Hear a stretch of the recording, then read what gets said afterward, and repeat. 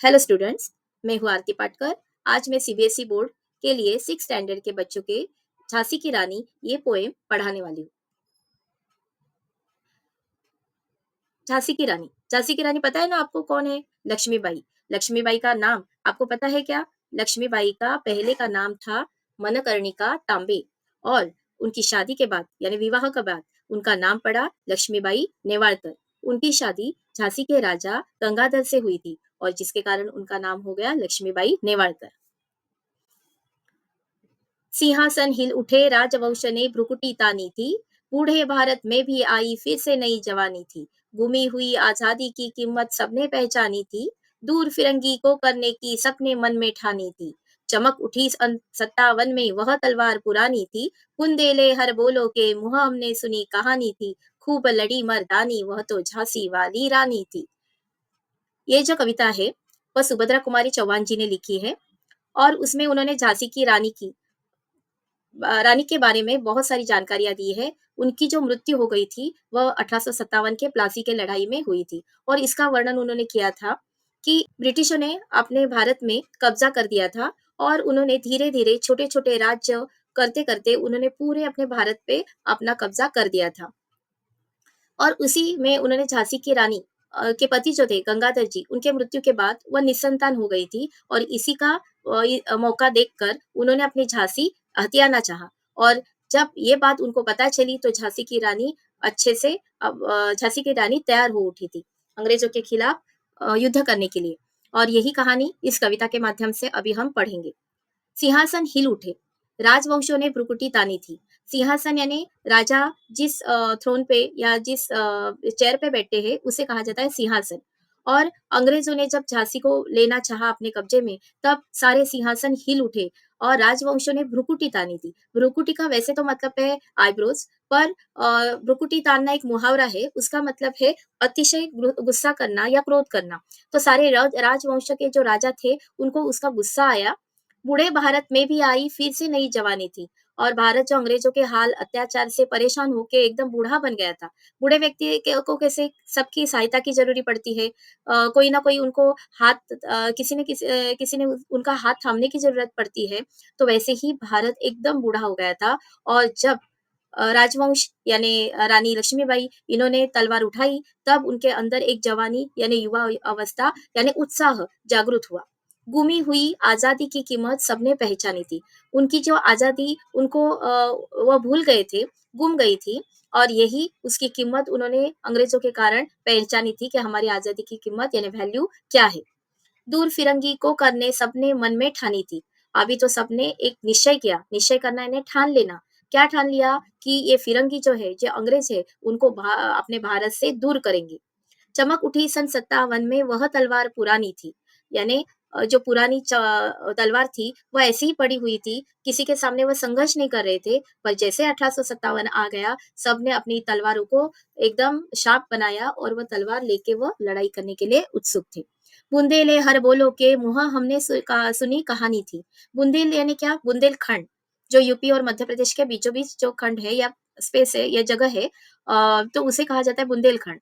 और हरबोलो यानी एक जाति के लोग। तो बुंदेले और बुंदेलखंड में रहने वाले हरबोलो के मुँह से मानो कवयित्री सुभद्रा कुमारी चौहान जी ने अलग-अलग कहानियाँ सुनी थी और उसमें क्या सुना था? खूब लड़ी मर्दानी वह तो झांसी वाली रानी थी। यानी ऐसी एक मर्दानी है, वो बहुत लड़ी, बहुत खूब लड़ी और वही रानी कौन-सी थी? झांसी वाली रानी। कानपुर के नाना की मुँह बोली बहन छबीली थी। लक्ष्मीबाई नाम, पिता की वह संतान अकेली थी। नाना के संग पढ़ती थी वह, नाना के संग खेली थी। बरछी ढाल कृपाण कटारी उसकी यही सहेली थी। कानपुर नाम का एक प्लेस है और वहाँ नाना साहेब एक छोटे राजा के भांति वहाँ रहते थे, रूल करते थे और उनकी मुँह बोली बहन कौन थी? छबीली। यानी मुँह बोली यानी उनकी सगी बहन वह नहीं थी और उन्होंने अपनी लक्ष्मीबाई को अपनी बहन माना था और उनको वह छबीली इस नाम से पुकारते थे। लक्ष्मीबाई नाम, उनका नाम लक्ष्मीबाई था और पिता की वह संतान अकेली थी। संतान का मतलब बच्चे, उनकी इकलौती यह संतान थी। नाना के संग पढ़ती थी वह। नाना साहेब एक राजा थे, परंतु उनके साथ ही वह पली-बड़ी थी। नाना संग खेली थी, यानी पढ़ी भी थी और खेली भी थी। ऐसा समय था कि जिसमें बेटियों को, लड़कियों को बाहर पढ़ना, लिखना ये अच्छा नहीं माना जाता था, परंतु लक्ष्मीबाई ने बचपन से ही अपने पुरुषों के साथ या सब भाइयों के साथ वो खेली भी और पढ़ी भी। और उनकी सहेलियाँ कौन-कौन थी? सहेलियाँ यानी दोस्त, कौन थी? तो बर्छी, ढाल, कृपाण और कटारी, ये शस्त्रों का नाम है। यानी हम लड़ाई और करते हैं तो ये इंस्ट्रूमेंट यूज़ कर सकते हैं। तो इसमें बर्छी है, ढाल है, कृपाण है और कटारी, ये उनकी क्या बन गई? सहेली यानी दोस्त। वीर शिवाजी की गाथाएँ, गाथा यानी कथा, उसको याद ज़बानी थी। वीर शिवाजी की गाथा यानी वीर शिवाजी से वो इतनी इम्प्रेस है कि उनकी हर एक कहानी, एक गाथा उनको याद ज़बानी थी, यानी उनके ज़ुबान पे वो सारी यादें थी। बुंदेले हर बोलो के मुँह हमने सुनी कहानी थी, खूब लड़ी मर्दानी वह तो झांसी वाली रानी थी। और वही सुभद्रा कुमारी चौहान कहती है कि बुंदेले और हरबोलो के मुँह से उन्हें यही कहानी सुनी थी और वह खूब लड़ी मर्दानी और वह तो अपनी झांसी वाली रानी थी। अभी आप बताइए मुझे, नाना साहेब लक्ष्मीबाई को कौन से नाम से पुकारते थे? छबीली, है ना? सहेली कौन-कौन थी उनकी? तो बर्छी, ढाल, कृपाण और कटार। लक्ष्मी थी या दुर्गा थी वह स्वयं वीरता की अवतार, देख मराठे पुलकित होते उसकी तलवारों के वार। नकली युद्ध व्यूह की रचना और खेलना खूब शिकार, सैन्य घेरना दुर्ग तोड़ना ये थे उसके प्रिय खिलवाड़।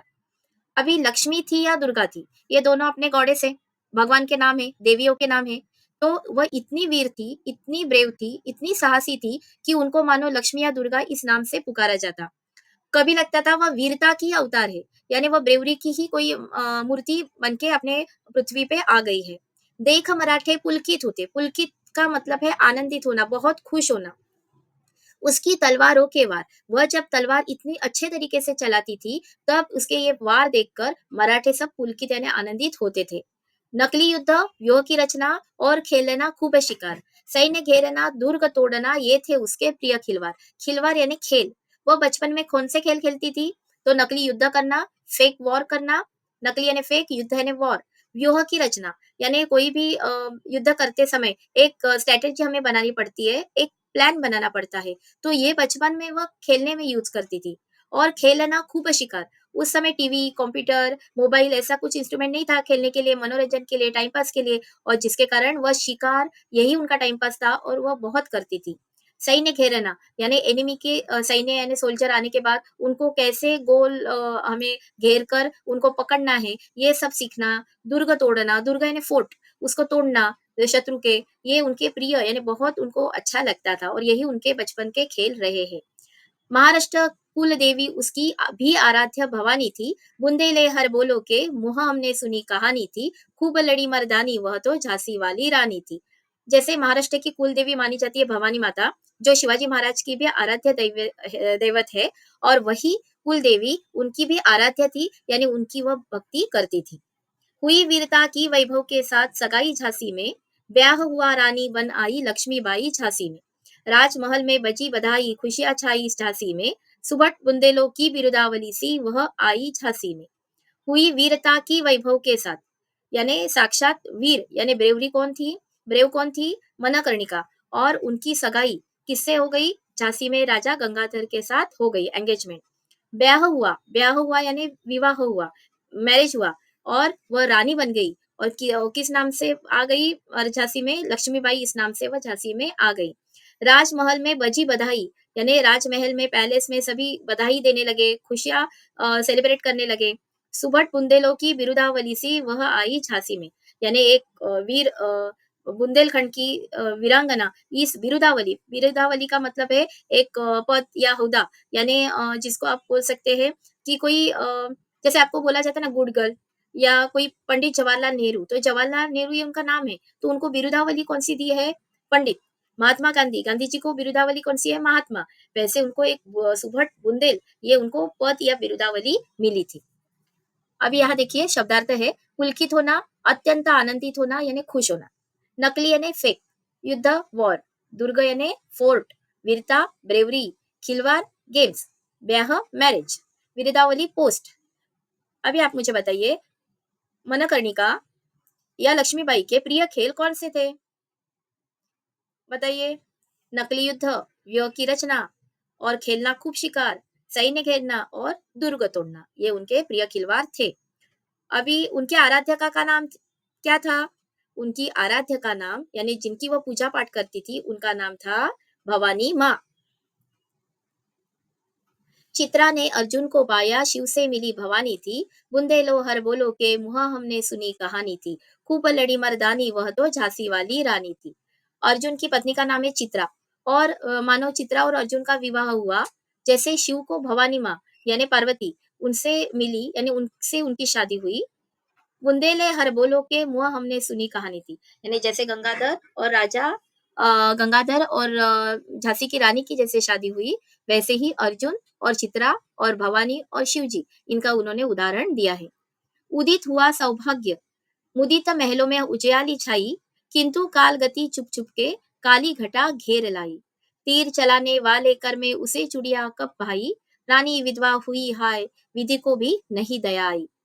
उदित होना यानी उदय होना यानी प्रकट होना।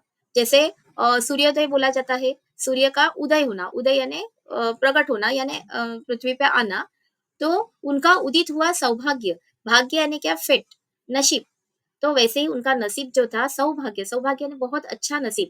मुदित महलों में उजियाली छाई, मुदित होना का मतलब है आनंदित होना और महल यानी पैलेस, पैलेस में उनके आने से सौभाग्य जाग उठा था, खुशियां आ गई थी। किंतु परंतु काल गति यानी समय ने क्या किया? चुपके चुपके यानी धीरे धीरे से काली घटा घेर लाई। काली घटा का मतलब है बहुत बुरी बात उनके साथ हो गई। तीर चलाने वाले कर में, कर यानी हाथ, बाहु। तो उनके हाथ कैसे थे? तीर चलाने वाले थे। परंतु उसमें जो उन्होंने शादी के बाद चूड़ियां पहन के रखी थी, सच धज के वह रहती थी, तो मानो काल गति या समय को ये कैसे भाता था? तो जिसके कारण मानो क्या हुआ? रानी विधवा हुई, यानी उनके पति गंगाधर जी की मृत्यु हो गई। विधि को भी नहीं दया आई, विधि यानी नसीब को भी कभी भी उसके ऊपर या उनके ऊपर दया नहीं आई। निसंतान मरे राजा जी, यानी उनकी कोई भी संतान नहीं थी और ऐसे ही अवस्था में उनकी मृत्यु हुई। रानी शोक समानी थी, और शोक यानी दुख। रानी जो थी दुख में मग्न हो गई थी, बहुत दुख कर रही थी। बुंदेले हर बोलो के मुहा हमने सुनी कहानी थी, खूब लड़ी मर्दानी वह तो झांसी वाली रानी थी। जैसे ही बुंदेले और हरबोलो के मुंह से हमने बहुत सारी कहानियां रानी की सुनी है कि उसमें सबसे महत्वपूर्ण यही बात सुनी है कि वह मर्दानी थी और महत्वपूर्ण वह झांसी की रानी थी। बुझा दीप झांसी का तब, डलहौजी मन में हर्षाया, राज्य हड़प करने का उसने यह अच्छा अवसर पाया।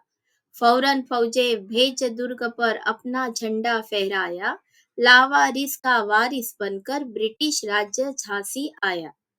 बुझा दीप झांसी का यानी दीप पूजना का मतलब है राजा गंगाधर जी की मृत्यु हो गई, तो उनके आगे संतान नहीं थी, तो अभी उनका और भी कोई वंशज नहीं रहा। तब डलहौजी जी यानी अंग्रेज के गवर्नर थे। वह क्या हो गए? खुश हो गए, हर्षाए, मन में वह बहुत खुश हो गए। राज्य हड़प करने का यानी राज्य को अपने हाथ में लेने का, कब्जा करने का उनको एक अच्छा अवसर यानी अपॉर्चुनिटी यानी मौका मिल गया। फौरन फौजे भेज दुर्ग पर, दुर्ग यानी हमने पहले ही पढ़ा है फोर्ट। फौरन यानी तुरंत, फौजे यानी सैनिक, उन्होंने उनके झांसी के फोर्ट पे यानी किले पे भेज दिए और अपना झंडा फहराया और उनका जो यूनियन जैक जो है उनका जो झंडा जो है और उस पे उन्होंने लहराया। लावारिस का वारिस बनकर ब्रिटिश राज्य झांसी आया, यानी उन्होंने बोला कि इनके कोई भी वारिस नहीं है। वारिस का विलोम शब्द है लावारिस, जिनकी कोई संतान नहीं है, तो जिसके कारण अभी ब्रिटिश राज्य हमारे कब्जे में यानी गवर्नमेंट के हाथ में आ गया, ऐसा उन्होंने घोषित किया। अश्रुपूर्ण रानी ने देखा झांसी हुई वीरानी थी, बुंदेले हर बोलो के मुहा हमने सुनी कहानी थी, खूब लड़ी मर्दानी वह तो झांसी वाली रानी थी। अश्रुपूर्ण, अश्रु यानी आंसू से भरे आंखों से रानी ने ये बात देखी कि अपने किले पे अंग्रेजों का यूनियन जैक लहरा रहा है। झांसी हुई बिरानी थी, बिरानी यानी ऐसे दुखी हैरान, ऐसी झांसी बन गई थी। बुंदेले हर बोलो के मुहा हमने सुनी कहानी थी। सुभद्रा कुमारी चौहान वही बोल रही है कि यही कहानी हमने बुंदेले के लोगों से या हर्बोलो के मुँह से यही कहानी हमने सुनी थी कि वही हमारी झांसी की रानी है, वो मर्दानी बनकर बहुत या खूब लड़ी थी। अभी यहाँ हमारी ये जो कविता है, वह बहुत बड़ी होने के कारण हम अभी 2 पार्ट में इनको कर रहे हैं। अभी ये पहला पार्ट है, आगे का दूसरा पार्ट भी आप अच्छे से देख लीजिए।